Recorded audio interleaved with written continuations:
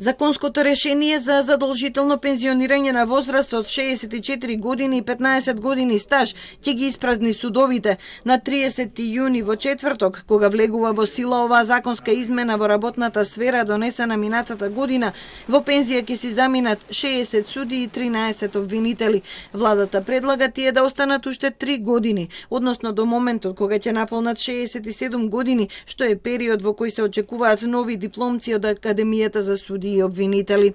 Предлог законот е предложен по скратена постапка, а во собранието му беше додадено и европско знаменце. Од Министерството за труд само кусо образложение за дополнителните буџетски трошоци.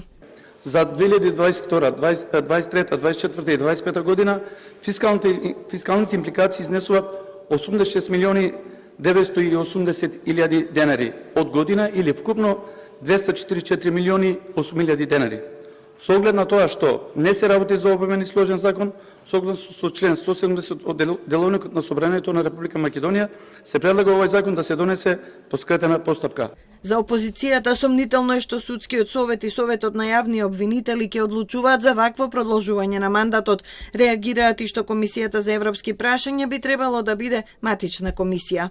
Кај ни поминува од закон за акумулатори, закон за трактори до закон за судии. Срамота е ова што се прави.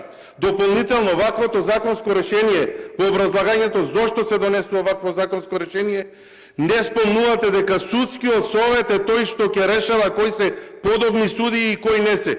Ако собранието има намера да го донесе законот до четврток, заседанието на Комисијата за европски прашања има итен карактер, но додавањето европско знаменце и честото носење закони по скратена постапка е една од главните забелешки за работата на собранието во европскиот извештај.